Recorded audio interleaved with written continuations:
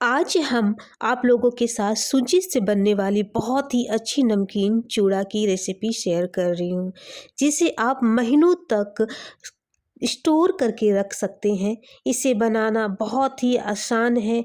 बहुत सारे ज़्यादा ड्राई फ्रूट्स डाल के बनाएंगे तो बच्चों के लिए भी खाना काफ़ी हेल्दी हो जाएगा। हेलो फ्रेंड्स, नमस्ते, सत श्री अकाल।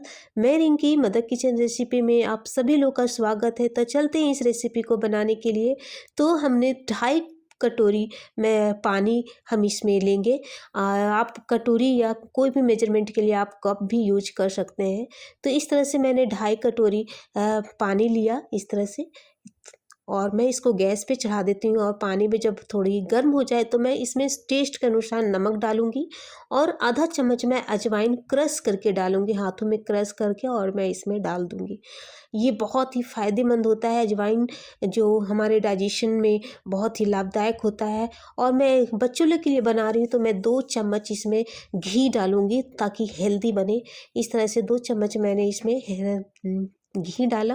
और फिर मैं उसी कटोरी से 2 कटोरी मैं इसमें सूजी डालूंगी। 2 कटोरी डालना, क्योंकि मैंने पानी इसमें 2.5 कटोरी डाला था। तो इस रेशियो का आप बिल्कुल ध्यान से डालना, ये रेशियो का बिल्कुल ध्यान देना है ताकि हमारा परफेक्ट बने हमारा यह रेसिपी। तो इस तरह से हम अब आँच जो है, गैस का जो फ्लेम है बिल्कुल धीमे कर देना, और सभी को अच्छी तरीके से मिलाना है ताकि ये सारे सूजी और जो पानी है वो अच्छी तरीके से मिल जाए।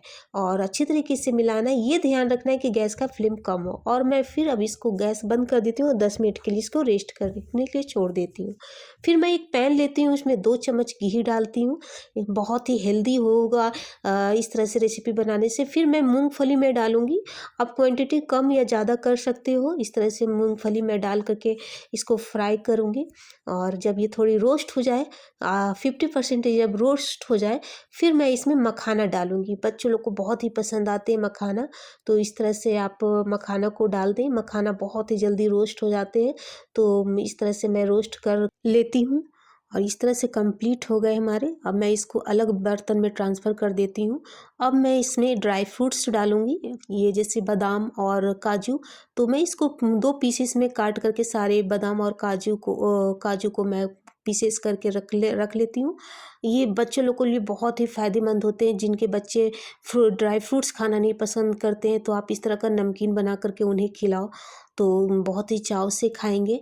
तो इस तरह से मैंने सारे बादाम और जो है काजू को मैंने टुकड़ों टुकड़ों में काट दिया, पीसेस में कर दिया। अब इसको मैं फ्राई कर लेती हूँ। उसी पैन में मैं फ्राई कर लेती हूँ। मैं इसमें ज़्यादा ऑयल नहीं डालूंगी। जो थोड़ी सी ऑयल रह गई थी, जो मखाना और मूंगफली को जो फ्राई किया था, तो उसी घी में मैं थोड़ा इसको भी फ्राई कर लूँगी। ज़्यादा घी का मैं ज़्यादा यूज नहीं करूँगी, क्योंकि ये बादाम खुद ये तेल छोड़ते हैं। उसके बाद मैं थोड़ा काजू डालूंगी। बादाम थोड़ी रोस्ट हो जाएगा तो मैं काजू को और दोनों डाल करके इसको फिर फ्राई कर लेती हूँ।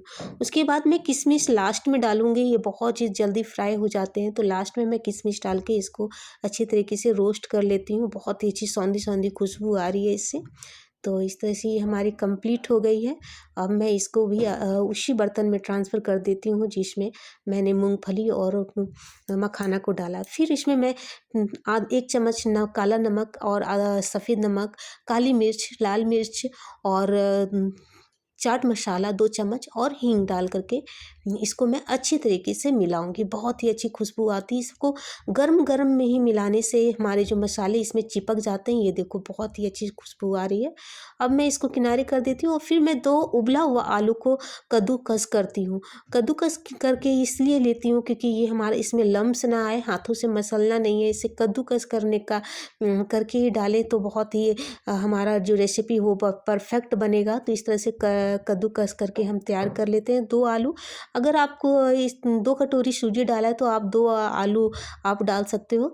ये कोई ज़रूरी नहीं है कि हमारा आलू कम ज़्यादा ज़्यादा हो जाए तो ठीक है, लेकिन कम नहीं होना चाहिए। तो रेशियो के हिसाब से मैंने 2 कटोरी सूजी डाला, तो इसमें 2 मीडियम साइज़ का आलू, इसमें उबला हुआ आलू इसमें कद्दूकस करके डाल करके इसको हम मिलाएँगे। तो ये इस तरह से परफ़ेक्ट हमारा रेशियो रहेगा तो परफ़ेक्ट हमारा रेसिपी बनेगा। तो इस तरह से इसको आटे की तरह गूँथना है, बिल्कुल अच्छी तरीके से मसल-मसल के इसको डो बनाना है, जैसे हम आटा बनाते हैं उस रोटियाँ बनाते हैं। तो इस तरह से बिल्कुल सॉफ्ट होना चाहिए, तभी हमारा जो सेवई है वो बिल्कुल अच्छी तरीके से, मेरी जो रेसिपी है वो अच्छी से बन पाएगी। तो इस तरह से बिल्कुल टाइट नहीं हो, अगर आपकी डो थोड़ी टाइट हो गई तो आप गर्म पानी से इसको थोड़ा-सा पतला भी आप कर सकते हो। फिर मैं 2 चम्मच इसमें घी डालूँगी, ऊपर इसका लेयर लगाऊँगी ताकि हमारा क्रिस्पी बने, और इसको मिला कर के मैं इसको थोड़े 5 मिनट के लिए इसको फिर से रेस्ट करने के लिए डाल देती हूँ। फिर मैं एक साँचे लेती हूँ, जिस साँचे से मैं बनाऊँगी, इस तरह के बहुत सारे साँचे होते हैं, तरह-तरह के होते हैं, मोटी पतले। तो मैं इसको बनाने के लिए मैं पतले वाली साँचे का यूज़ करूँगी। तो इस तरह से मैं ग्रीस कर लेती हूँ ऑयल्ड, ताकि हमारा जो बैटर है वो अच्छी तरीके से निकल सके कढ़ाई में। तो मैं चारों तरफ से ग्रीस कर लेती हूँ ऑयल से इसे। ये देखो इस तरह से अच्छी तरीके से मिला देना है तेल से, और जिस साँचे से मैं बनाऊँगी उसमें भी ऑयल थोड़ा डालना है। तो फ्रेंड्स, ये जो साँचे हैं बनाने का, जो मशीन है से नमकीन बनाने की, तो आप इसको कहीं से भी परचेज़ कर सकते हो, बहुत ईज़ी परचेज़ करना है। आप कोई भी लोकल मार्केट में आप इसे खरीद सकते हो, या फिर ऑनलाइन भी परचेज़ कर सकते हो। तो इस तरह से हाथों में डो लेकर के आप इसको ले लो इस तरह से, और इसमें डाल कर के इसको अच्छी तरीके से डाल लेना है, और फिर इसके जो लिड है उसको लगा लेना है अच्छी तरीके से।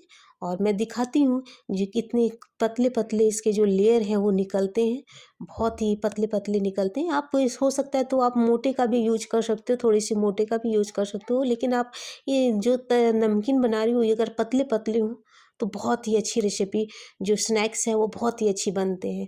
तो चलते हैं, इसको अब मैं कढ़ाई में डालती हूँ। ये ध्यान देना है कि बिल्कुल तेल गर्म होना चाहिए, गरम-गरम में ही इसे हम निकालेंगे तो ये हमारी अच्छी जो सेवई है जो बहुत अच्छी बनेगी, ये जो सूजी की सेवई जो है।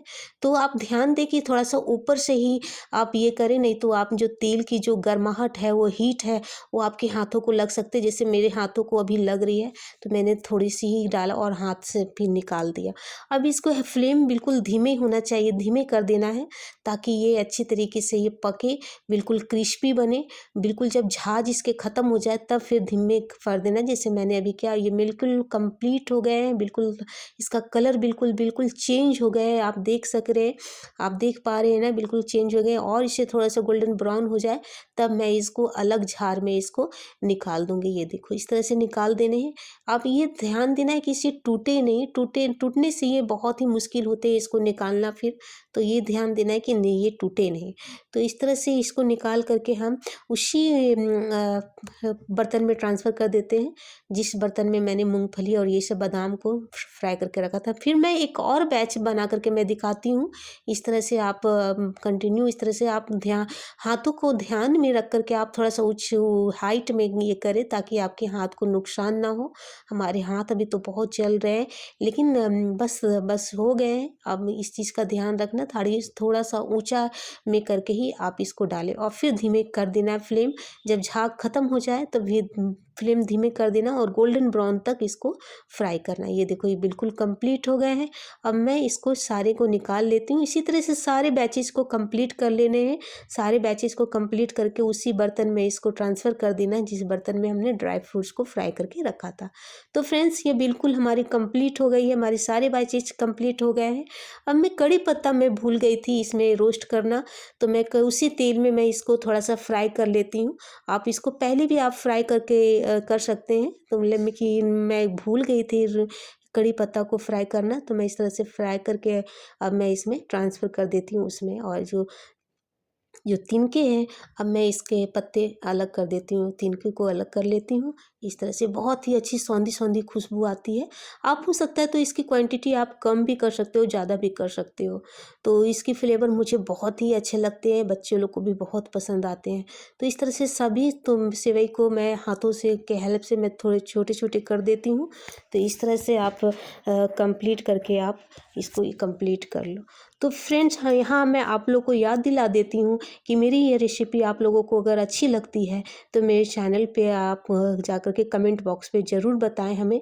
अगर आप फेसबुक पर देख रहे हो तो आप मेरे पेज को फॉलो कर सकते हैं, और अगर आप यूट्यूब पे देख रहे हो तो मेरे चैनल को सब्सक्राइब करें और बेल आइकन को ज़रूर दबाएं, ताकि आपके फ़ोन पे हमारा नया रेसिपी आए तो इसका घंटी बजे।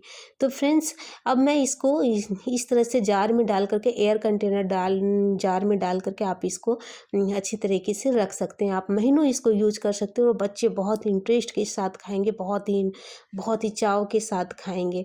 तो इस तरह से आप स्टोर करके रख सकते हैं और महीनों तक इसको खा सकते हैं। दिवाली आ रही है तो दिवाली में आप बना करके इस तरह से आप इंजॉय कर सकते हैं। तो इसका ढक्कन लगा करके आप इसको अच्छी तरीके से रखें ताकि इसमें एयर ना जाए। तो अगली वीडियो में मिलते हैं फ्रेंड्स नई रेसिपी के साथ। तब तक के लिए बाय बाय, टेक केयर।